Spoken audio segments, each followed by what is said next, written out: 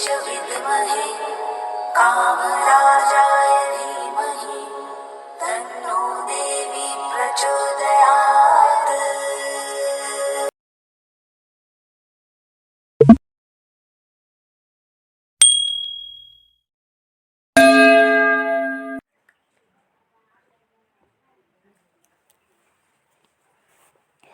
Hello everyone, welcome back to my channel all rounder study view. आप सभी का हमारे चैनल में बहुत बहुत स्वागत है। आज हम लोग देखने वाले हैं इस वीडियो के माध्यम से यूपीएससी से रिलेटेड प्रीवियस ईयर के मोस्ट इम्पोर्टेंट क्वेश्चन सीरीज को हम लोग देखने वाले हैं। और इसमें जितने भी क्वेश्चन होंगे सारे question topic wise important question है और सारे क्वेश्चन को हम लोग विथ एक्सप्लेन्ड आंसर्स में देखते जाएंगे, यानी कि सारे टॉपिक को एक्सप्लेन करके समझाया जाएगा और उसे बताया भी जाएगा।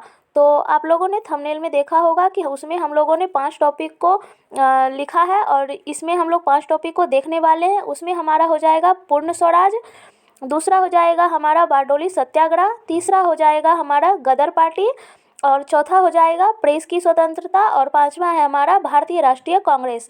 तो ये जो है पांचों टॉपिक बहुत ही ज़्यादा इम्पोर्टेंट है और सबसे पहले हम लोग छोटे छोटे जो टॉपिक होते हैं उसे हम लोग कवर करते जाएंगे, क्योंकि आप लोग सभी जानते हैं कि start with the basic things से होना चाहिए, because which I have to say about this subject and my experience goes of live lot many of you will be from non humility background. Okay fine.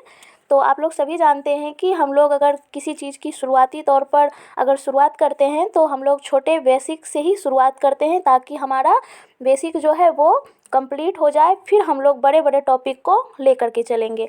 तो ये हमारा पहला question है previous year से। Please आप लोग ध्यान से देखिए और क्वेश्चन को समझने का पूरा कोशिश भी कीजिए। ओके, तो आइए देखते हैं पहला क्वेश्चन।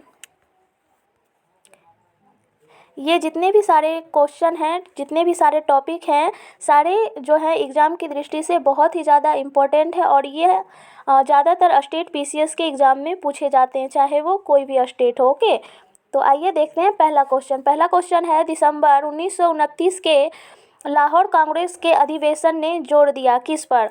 दिसंबर 1929 के लाहौर कांग्रेस के अधिवेशन ने जोर दिया किस पर? ऑप्शन है हमारा होम रूल, पूर्ण स्वराज, औपनिवेशिका, स्वशासन या फिर प्रशासन में भारतीयों की सही भागीदारी।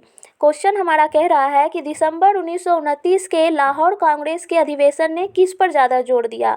तो ऑप्शन में दिया हुआ है होम रूल पर या फिर पूर्ण स्वराज पर या फिर औपनिवेशिक स्वशासन पर या फिर प्रशासन में भारतीयों की सही भागीदारी पर। ओके, तो क्वेश्चन है दिसंबर 1929 लाहौर कांग्रेस कन्वेंशन पर एम्फेसिस ऑन। ऑप्शन है होम रूल, पूर्ण स्वराज, डोमिनियन स्टेटस या फिर proper representation of India in the administration. तो आइए हम लोग देखते हैं कि आखिर ये है क्या। तो सबसे पहला बात कि दिसंबर 1929 का जो लाहौर कांग्रेस का अधिवेशन हुआ था ये आखिर है क्या। तो आइए हम लोग देखते हैं टॉपिक को। तो टॉपिक है हमारा कि 19 दिसंबर 1929 को भारतीय राष्ट्रीय कांग्रेस ने पूर्ण स्वराज की घोषणा की थी। पूर्ण स्वराज का घोषणा कब हुआ था? 19 दिसंबर 1929 को। और लोगों ने इसी समय ब्रितानी साम्राज्य से पूरी तरह से स्वतंत्र होकर अपना राज्य बनाने के लिए संघर्ष करने की प्रतिज्ञा को शुरू किया गया था। ये हमारा राष्ट्रीय ध्वज है। ये हमारा 1931 में यह राष्ट्रीय ध्वज जो है भारत के ध्वज के रूप में स्वीकार किया गया था और बाद में आज़ाद हिंद फौज ने इसी ध्वज का उपयोग किया था। नेक्स्ट है हमारा टॉपिक 31 दिसंबर 1929 को भारतीय राष्ट्रीय कांग्रेस का वार्षिक अधिवेशन तत्कालीन पंजाब प्रांत की राजधानी लाहौर में हुआ और इस ऐतिहासिक अधिवेशन में कांग्रेस के पूर्ण स्वराज का घोषणा पत्र तैयार किया गया तथा पूर्ण स्वराज को कांग्रेस का मुख्य लक्ष्य घोषित किया गया और इसी समय जवाहरलाल नेहरू इस अधिवेशन के अध्यक्ष चुने गए थे। फिर उसके बाद अधिवेशन में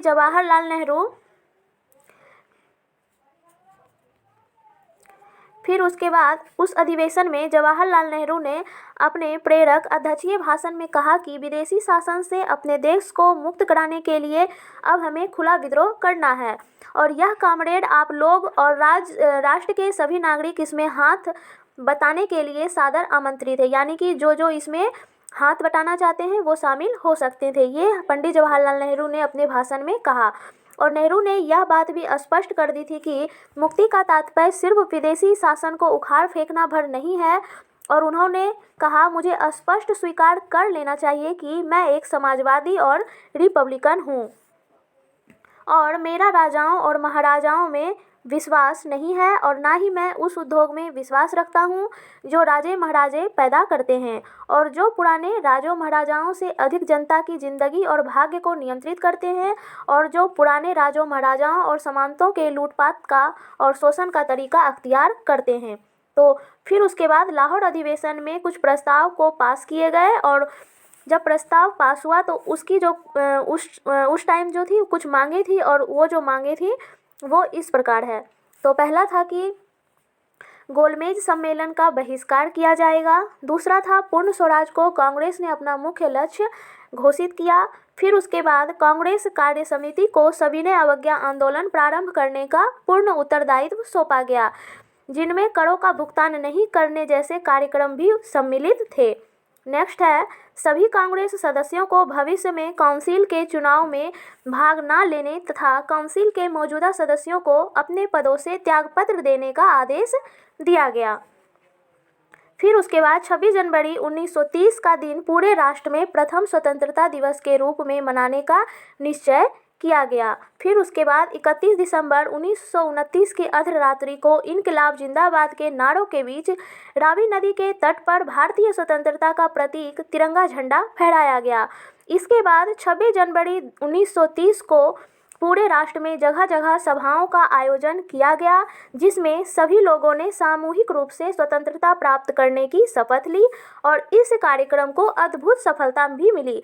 और गांव तथा कस्बों में सभाएं आयोजित की गई, जहां स्वतंत्रता की शपथ को स्थानीय भाषा में पढ़ा गया और तिरंगा झंडा को फहराया गया। तो ये था हमारा मुख्य टॉपिक पूर्ण स्वराज का। तो हमारा राइट आंसर हो जाएगा। क्वेश्चन था हमारा, दिसंबर 1929 के लाहौर कांग्रेस के अधिवेशन ने किस पे जोर दिया? तो हमारा option B is the right answer हो जाएगा, पूर्ण स्वराज। नेक्स्ट क्वेश्चन है हमारा, नेक्स्ट क्वेश्चन है हमारा 1928 के बारदौली सत्याग्रह का नेतृत्व किसने किया था? 1928 में जो बारदौली सत्याग्रह हुआ था उसका नेतृत्व किसने किया था? ऑप्शन है गांधी जी के अनुयायियों ने, ऑप्शन है कांग्रेस सोशलिस्ट पार्टी ने, या फिर वामपंथियों ने, या फिर किसान सभा ने। क्वेश्चन है हमारा, who led the Bardoli Satyagraha of 1928? Option है followers of Gandhi ji, Congress socialist party, या फिर लेफ्टीज, या फिर किसान सभा। तो आइए हम लोग देखते हैं कि आखिर ये बारदौली सत्याग्रह है क्या। तो हमारा मुख्य टॉपिक है बारदौली सत्याग्रह। तो बारदौली सत्याग्रह जो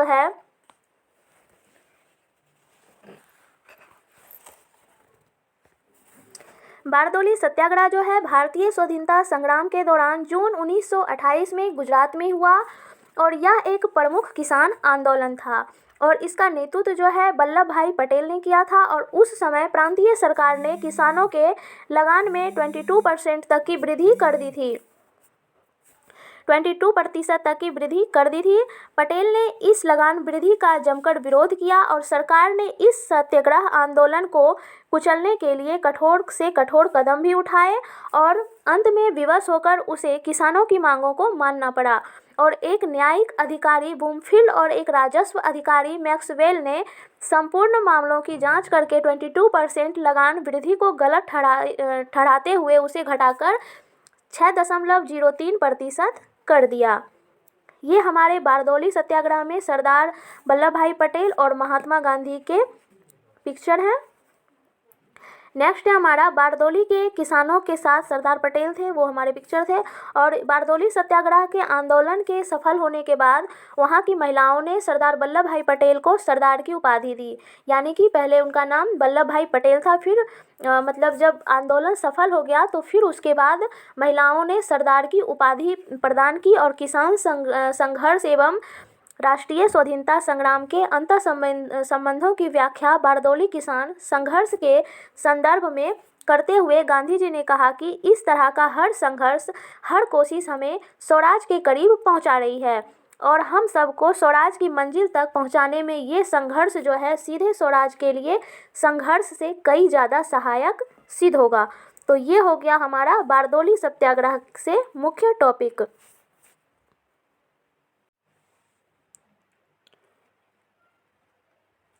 तो जैसा कि हम लोगों ने पढ़ा है इस टॉपिक में कि 1928 का बारदोली सत्याग्रह का नेतृत्व किसने किया, तो आंसर हो जाएगा वल्लभ भाई पटेल। लेकिन ऑप्शन में ऐसा नहीं दिया हुआ है, तो हम लोग ऑप्शन ए इसमें टिक कर सकते हैं, क्योंकि उस टाइम गांधी जी के अनुयायी भी जो थे वो वल्लभ भाई पटेल थे। तो ऑप्शन हमारा ए राइट हो जाएगा, गांधी जी के अनुयायियों ने। Next question.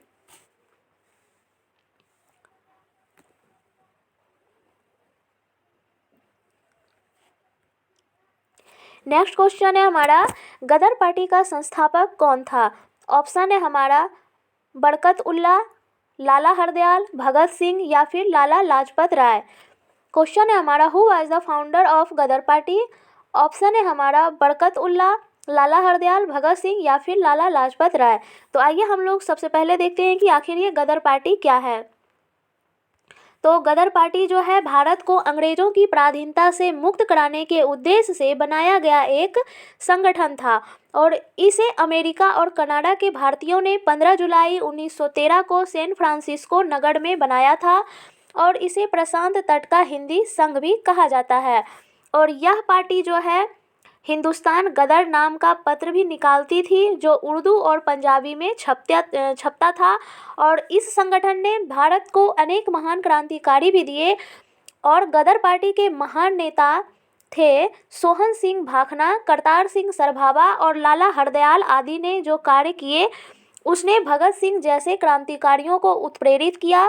पहले महायुद्ध के छिड़ते ही जब भारत के अन्य दल अंग्रेजों को सहयोग दे रहे थे तब गदर पार्टी के लोगों ने अंग्रेजी राज के विरुद्ध जंग कर दी और उनका मानना था कि ये जो है हमारा गदर पार्टी के टाइम का ये हमारा झंडा है, ये हमारा गदर पार्टी के समय का झंडा है। और उनका मानना था कि उन्होंने एक दोहा के द्वारा कहा है कि सुरा सो पहचानिए जो लड़े दीन के हेत, पुरजा पुरजा कट मरे कंभू न छाड़े खेत। ये उन्होंने दोहा के माध्यम से कहा। तो हमारा आंसर क्या होगा वो हम लोग देखते हैं। हमारा क्वेश्चन था कि गदर पार्टी का संस्थापक कौन थे, तो ऑप्शन हो जाएगा हमारा option B is the right answer, Lala Hardayal. Next question.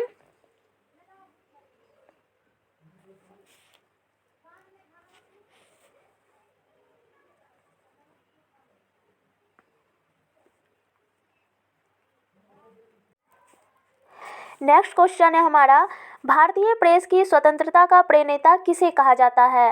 भारतीय प्रेस की स्वतंत्रता का प्रणेता किसे कहा जाता है। ऑप्शन है हमारा आगस्टम हिक्की, चार्ल्स मैटकॉफ या फिर मैकग्रेथ या फिर डिज़रेली। क्वेश्चन है हमारा who is considered as the liberator of Indian press. Option है आगस्टम हिक्की, चार्ल्स मैटकॉफ या फिर मैकग्रेथ या फिर डिज़रेली। तो आइए हम लोग देखते हैं कि आखिर ये भारतीय प्रेस स्वतंत्रता है क्या। तो भारतीय प्रेस परिषद जो है, भारतीय प्रेस परिषद जो है एक संवैधानिक स्वायत्तशासी संगठन है जो कि प्रेस की स्वतंत्रता की रक्षा करने व उसे बनाए रखने, जन अभिरुचि का उच्च मानक सुनिश्चित करने से और नागरिकों के अधिकारों व दायित्वों के प्रति उचित भावना उत्पन्न करने का दायित्व निभाता है।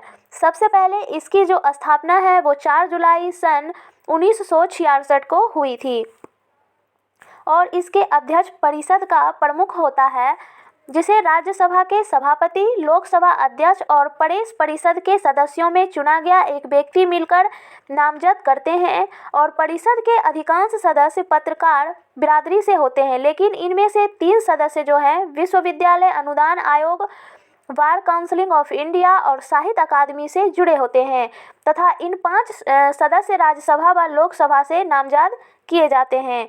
राज्यसभा से 2 और लोकसभा से 3 इसमें चुने जाते हैं।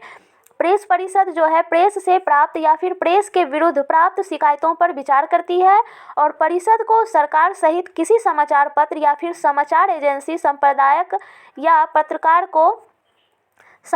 फिर पत्रकार को चेतावनी दे सकती है या भर्त्सना कर सकती है या फिर निंदा कर सकती है या किसी संपादक या पत्रकार के आचरण को गलत भी ठहरा सकती है। और परिषद के निर्णय को भी न्यायालय में चुनौतियां नहीं दी जा सकती है। और काफ़ी मात्रा में सरकार से धन प्राप्त करने के बावजूद इस परिषद को काम करने की पूरी स्वतंत्रता है तथा इसके संवैधानिक दायित्वों को निर्वहन पर सरकार का किसी भी प्रकार का नियंत्रण नहीं है।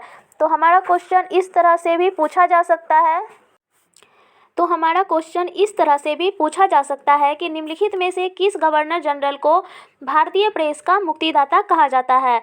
तो सर चार्ल्स मैटकॉफ जो है 20 मार्च 1835 से 4 मार्च 1936 के बीच भारत के गवर्नर जनरल थे और उन्होंने प्रेस को पूर्ण स्वतंत्रता दी थी, इसीलिए उन्हें भारतीय प्रेस का मुक्तिदाता भी कहा जाता है।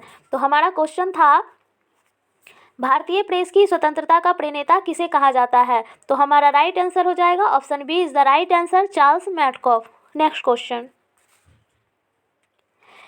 क्वेश्चन है हमारा, जवाहरलाल नेहरू भारतीय राष्ट्रीय कांग्रेस के पहली बार अध्यक्ष कब बने। When did Jawaharlal Nehru become president of India national Congress time. Option है हमारा 1929, 1927 या फिर 1921 या फिर 1932। तो आइए हम लोग देखते हैं टॉपिक को कि आखिर भारतीय राष्ट्रीय कांग्रेस क्या है। तो आइए हम लोग देखते हैं टॉपिक को। भारतीय राष्ट्रीय कांग्रेस जो है अधिकतर कांग्रेस के नाम से प्रख्यात भारत के 2 प्रमुख राजनीतिक दलों में से एक है, जिनमें से अन्य भारतीय जनता पार्टी है। और कांग्रेस की स्थापना ब्रिटिश राज में ही 28 दिसंबर 1885 को हुई थी और इसके संस्थापक में ए.ओ. हुम और दादा भाई नौरोजी और दिनसा बाचा शामिल थे। 19वीं सदी के आखिरी में और शुरुआत से लेकर के मध्य 20वीं सदी में कांग्रेस भारतीय स्वतंत्रता संग्राम में अपने 1.5 करोड़ से अधिक सदस्यों और 7 करोड़ से अधिक प्रतिभागियों के साथ ब्रिटिश जो है औपनिवेशिक शासन के विरुद्ध में एक केंद्रीय भागीदारी बनी। ये हमारा भारतीय राष्ट्रीय कांग्रेस का चिन्ह है।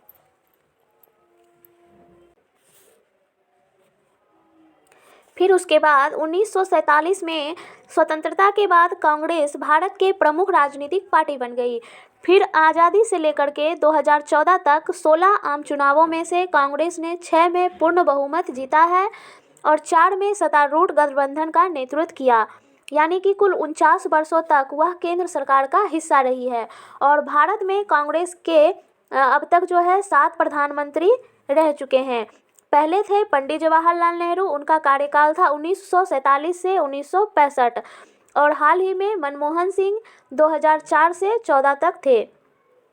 2014 के आम चुनाव में कांग्रेस ने आज़ादी से अब तक का सबसे खराब आम चुनावी प्रदर्शन किया है और 543 सदस्यीय लोकसभा में केवल 44 सीट जीती। तब से लेकर अब तक कांग्रेस कई विवादों में घिरी हुई है। तो ये थे हमारे 5 महत्वपूर्ण टॉपिक जिन्हें हम लोगों ने कवर किया है। अब हम लोग देखेंगे नेक्स्ट टॉपिक में, नेक्स्ट वीडियो में हम लोग नेक्स्ट टॉपिक देखेंगे। ओके, तो अगर आप लोगों को हमारा ये सेशन अच्छा लगा हो तो प्लीज़ हमारे चैनल को लाइक करें, शेयर करें और सब्सक्राइब करें। मिलते हैं हम लोग नेक्स्ट वीडियो में, तब तक के लिए बेस्ट ऑफ लक। धन्यवाद। जय हिंद।